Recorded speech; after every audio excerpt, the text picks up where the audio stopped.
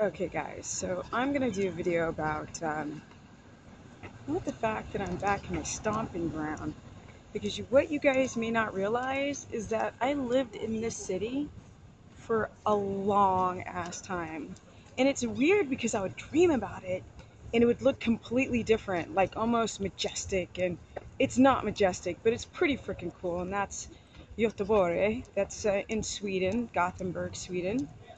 And a lot of people are familiar with Stockholm, but and I went there a few times, but I kind of like this little city. It's got about, I think it's got a population of 500,000, but I want to do kind of a hodgepodge, uh, smashed in two-in-one video about intermittent fasting and the circadian rhythm. So, here we've got the sun up, because we're near Santa Claus land here in Sweden, and yeah, it doesn't get dark until just about 11, and then it freaking gets light. It's starting around 2:30, 3 o'clock. That shites up, and it's about this light, 3 o'clock in the morning. So I tried to black out the windows in the room I was staying in, and I was still like, if I felt that like sun peeping through the crack of the door, like blaring, it would totally freak me out. Like, and you'd look at the clock, and it's like 3 in the morning, and you're like, what the hell? It's daylight again. And I used to live in this city and never black out the windows, and that's probably where I developed really bad sleep habits. So that's the first thing I want to talk about, is the circadian rhythm. Now, I tell everybody to go to bed by 10, but as you can see, the sun's up and it's probably almost 8 o'clock. So that's kind of a mess, because if the sun's up this high, you want to start to relax when the sun goes down, which is really quite fascinating. Let me show you a little background of the city here. Yeah, I love those skies. This is where I learned how to start, when I learned how to be a photographer. And we would go out into the suburb areas and shoot the sky, because you always have these like swirly of dark clouds. But as you know, I love to digress, because I'm walking around in Gothenburg, Sweden, on like the biggest holiday called Midsommar. De har Midsommarfest. They're having midsummer parties. Oh, there's a siren going on. Oh, okay. So anyway, I'm just doing a little background of the city for a second. As you can see, pretty dope little city. There's nobody in town. Some little stuff doing her video blogs, but the light's up. I gotta check my watch to actually see. I think it's around 8. I'm not really sure. I have to check my watch. I've been walking around doing a bunch of silly videos and Instagram videos. But the reality is that you guys don't sleep enough. And I remember when I lived here, nobody slept enough. So, people had to kind of, in the summer, which is just about 3 months, you'd have to black out your windows to get into decent sleep. It's the opposite, where it gets dark at like 3 o'clock in the afternoon, and it doesn't get light until like 9 in the morning. So kids go to school in the dark and come home in the dark. It's dark all the time, which is why people need that blue light exposure. A lot of you guys are vitamin D deficient, which is the reason why your keto numbers suck. Yeah, D deficient. So because all the vitamins and minerals piggyback onto D, which you guys may not realize. And the darker the skin works as a jacket to protect yourself from the sun. So the Africans that live, there's a few Africans that live here in Gothenburg. During the winter, they're super D deficient, super depressed, not just because of the light, because of the deficiency of D, but that's a third subject. Back to the darn circadian rhythm. It's a real thing, guys. That's a nice light. It's a real thing. And for those who live in other countries where you're not living so high north above the equator, your body has sensories in the skin and in the eyes that can detect light. There's nothing you can do about it. For those who have night shift jobs, yeah, you're kind of SOL. It's something where they say that these people die more often of heart attacks. Basically, your body repairs at night. So for the people who try and do fitness competitions, y'all stay up too late. You guys want to repair?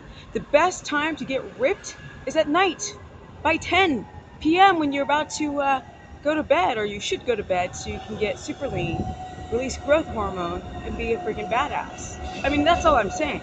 So I'm the one that's promoting get your ass to bed, because if you don't, you look awful, terrible, you age poorly, you've got like gas and bloatiness and all kind of weird stuff, and you don't repair, and you got wounds, and you get colds and flus all the time, and candida grows out of control, and you know what.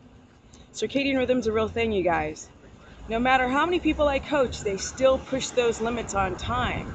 It's like, but I like to spend time with my family. You got to learn how to prepare better, because you got to train like you're training for the Keto Olympics. I mean, I'm just saying. So, yeah, you need to get to bed by 10, and then you've got to wake up when the sun rises for the same effect, because your body releases hormones according to where the light sits in the sky. I've said very often in many videos that you've got a cortisol, melatonin schedule release, and you don't want a lot of cortisol at night, because cortisol at night is going to put your body in an inflammatory state. It's going to spike your glucose, you're not going to keto adapt, and you get hella fat. So I'm going to keep walking. Okay. So it's a real thing. But here it's a little bit tough. That's the reason why I'm doing this video a little bit on the circadian rhythm here, because it gets dark at 11 o'clock at night.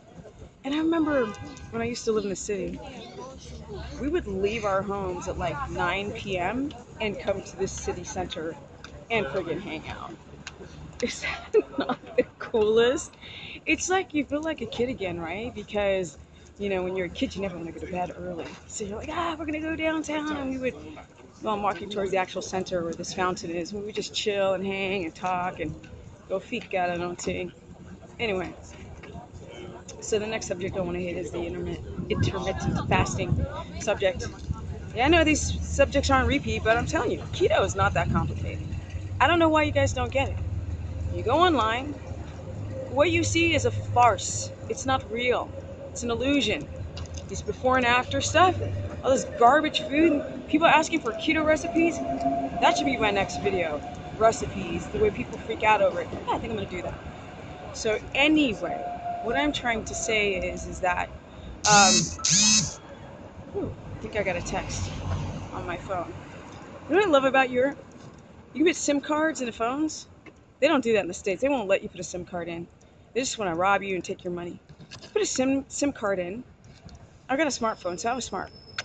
I got a phone, and when I was in China, that I could use all over the world by sticking a damn little card in it. It's got some money, and I can talk for a month. And I believe you can get incoming calls for free. So when you go to the States, you're just screwed, right? You go into the drugstore to get these crappy ass phones that, anyway, intermittent fasting. Does it work? In the right situation.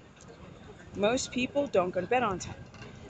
And I've said a million gazillion times. Your, what should I say? Your adrenals are shot. Most people. Even in this country where people, you don't really see obese people in this country, their adrenals are shot. Yes, it's a big coffee country. Huge. Sleep is off, circadian's off, adrenals are jacked because of the coffee as well. And then you try to fast. Trust me. Well, that's a stupid phrase, but listen to me, and listen to me well. If you're, look at this, it is like, you know, this is what I love. Sun is coming out, and it's freaking nighttime here.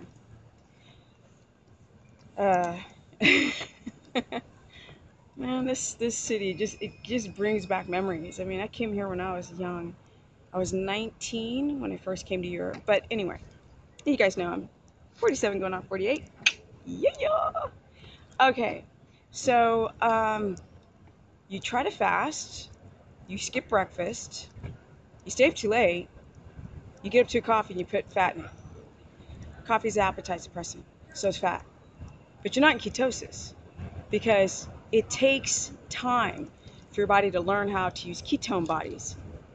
People go on this low carb, high fat thing, they never reach ketosis, and so their carb cravings come slamming back, and it just becomes a trend, kind of like Atkins. Which says Atkins products are just so bad. Just get on the keto train, I'm just saying.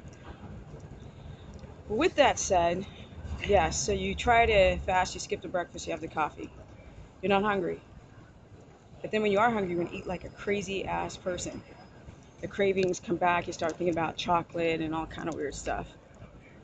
You lose weight in the beginning because you're actually losing water. You're lowering carbohydrates, but your body doesn't know how to use ketone bodies because you stay up too late, eat cheese, eat nuts. You might have histamine intolerance, you don't poop. You have candida and you have inflammation, who knows why. But there's a lot where you don't work out. And then you go and skip breakfast in the morning. And you go and you have your lunch in the afternoon. You see the scale drop.